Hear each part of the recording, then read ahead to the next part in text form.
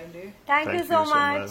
सो इस बार का जो वैलेंटाइन डे होने वाला है वो आप लोगों की तरफ से कितना रोमांटिक होने वाला है, एंड क्या कुछ स्पेसिफिक प्लानिंग आप लोगों की तरफ से होने वाली है? रोमांटिक तो डेफिनेटली होगा, हमारा हर एक दिन रोमांटिक होता है, मगर due to the corona virus pandemic इस साल हम वैलेंटाइंस डे घर पे ही मनाएंगे। और पराग मेरे लिए कुक करने वाले हैं, so we are going to have a little candle light dinner at home, और फिर हम स्नगल अप करके कुछ मूवीज देखेंगे, टीवी देखेंगे। We'll spend a romantic evening together. तो पराग भी कुछ ऐसे सस्पेंस रखा हुआ है आपने कि यार सस्पेंस कुक करेंगे आप इनके लिए, या इनका फेवरेट फूड्स जो भी? या सस्पेंस रखना तो मतलब मैंने छोड़ दिया, 10 साल से आज तक एक भी सरप्राइज सक्सेसफुल नहीं हुआ है। मुझे पता चल जाता तो है। अभी तो सरप्राइज मैंने सोचना भी, प्लान करना भी बंद कर दिया है, लेकिन मैं भी मरते दम तक कोशिश तो करूंगा। एक बार तो सरप्राइज करूंगा आपको।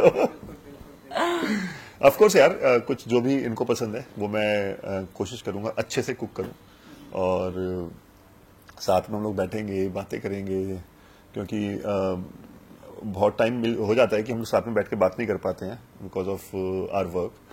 तो उस दिन आराम से पूरा दिन बैठ के बातें करेंगे, मैं उनको निहारूंगा।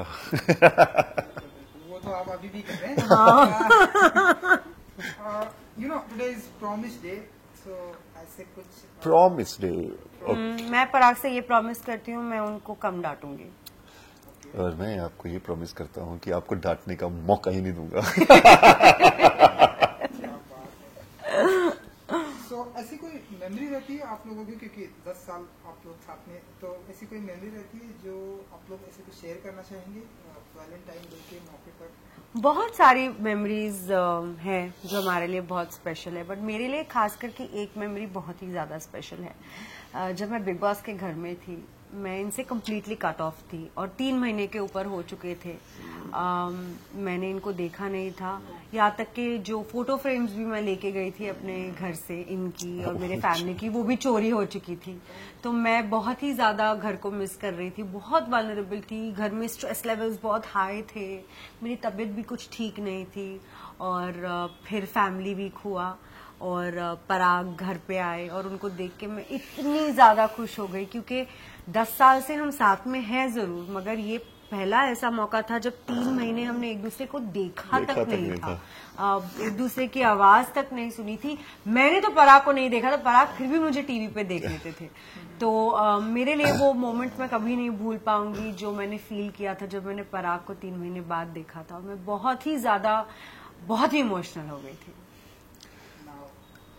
एक्चुअली सेम ही है, बिकॉज हम लोगों ने कभी आज तक एक दूसरे से दूर नहीं रहे हैं। काम के सिलसिले में भी अगर हमें बाहर जाना पड़ता है तो हम लोग सुबह सुबह उठ के सोने से पहले फेस टाइम कर लेते हैं, आज वीडियो कॉल पे बात कर लेते हैं, फोन पे बात कर लेते हैं, आप ठीक हो, सब कुछ है।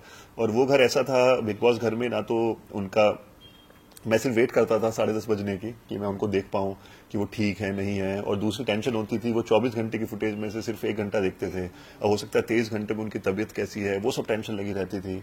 और इनको तो ये भी नहीं पता था कि मैं ठीक हूँ, घर पे सब कुछ ठीक है। आधे से ज्यादा टेंशन तो उनको यही रहती थी कि यार घर पे सब ठीक तो है, माइंड में चलता रहता है। तो मैंने उनको इतने टाइम तक नहीं देखा था, और उधर से वहां देख के जो वहां पर चीजें होती थी और ज्यादा दिमाग खराब होता था और ज्यादा परेशानी होती थी। तो जब मैं बिग बॉस घर में गया, इनको देख के मतलब मैं पागल हो गया था और ओवरवेल्म था और इमोशनल था बहुत ज्यादा। तो वो फीलिंग कभी लाइफ में ना तो डिस्क्राइब कर पाऊंगा, it's very difficult to describe वो जो फीलिंग थी। और दूसरा और है जो हमारा बहुत फेवरेट पल है मेरे लिए, हम लोग अपनी एनिवर्सरी पे पेरिस गए हुए थे, फर्स्ट वेडिंग एनिवर्सरी।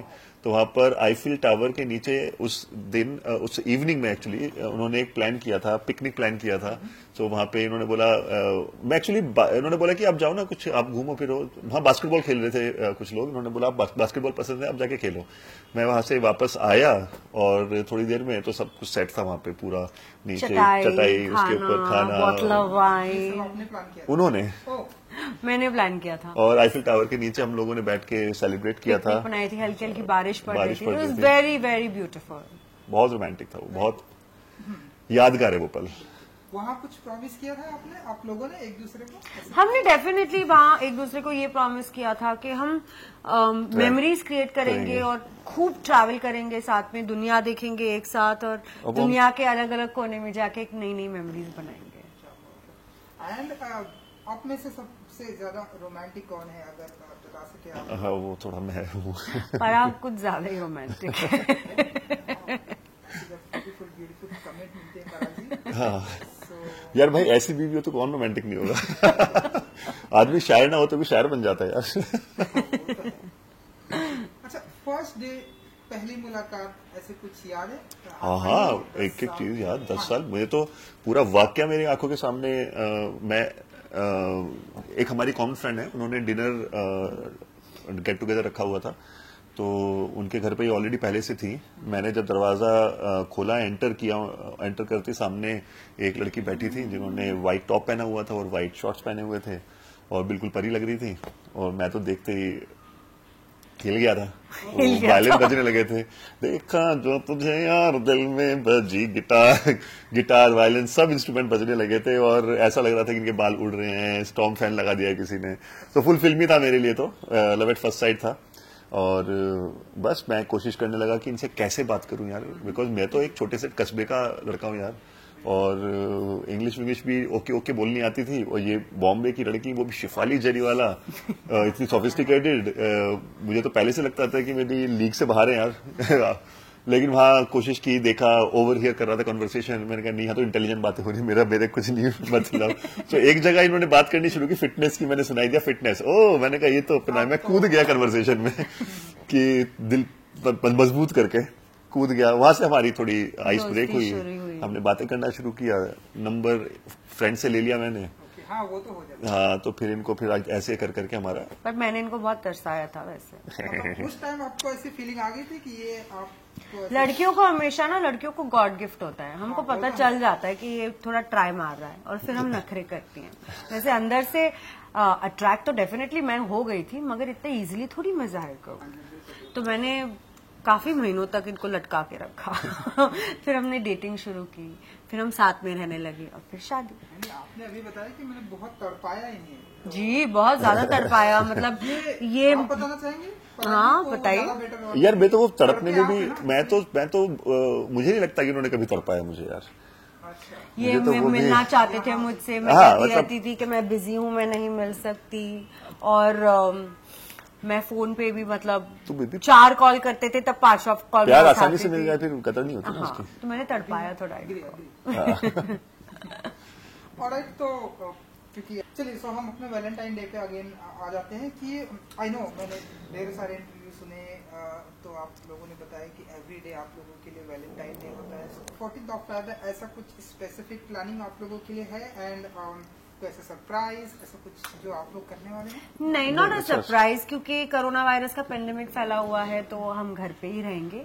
और सरप्राइज ये होगा कि I would like to know what Parag cooks for me, because उन्होंने मुझे प्रॉमिस किया है कि that he will cook for me and we'll have a candle light dinner at home. और फिर हम स्नगल वगल करके पिक्चर देखेंगे, कोई रोमांटिक सी। So a nice quiet fun evening at home is what we are planning. So audience को, जिन्हें आपके अपकमिंग प्रोजेक्ट का आप बहुत ही बेसब्री से इंतजार रहता है, कुछ कहना चाहेंगे ऑडियंस? ऑफ कोर्स, ऑडियंस मुझे एक बहुत ही इंटरेस्टिंग अवतार में देखेंगे। मैंने शूटिंग खत्म कर दी है उस चीज की, मगर मैं इसके बारे में रिवील नहीं कर सकती बिकॉज कॉन्ट्रैक्ट से मैं अलाउ नहीं करते। बट आई एम श्योर बहुत जल्द इसका अनाउंसमेंट हो जाएगा। और अबाउट पराग विल टेल। मैं तो ऑलरेडी अभी 2 शो चल रहे थे, नागिन और शक्ति, आप लोग देख रहे थे। नागिन अभी खत्म हो गया है, शक्ति चल रहा है। बाकी कुछ ऑफर्स हैं, मैंने अभी तक फाइनल नहीं किया है किसको लेना है। सो लेट्स सी, बट बहुत जल्दी आपको न्यूज मिल ही जाएगी। Thank you so much. Thank you so much. Happy Valentine's day. Happy Valentine's day.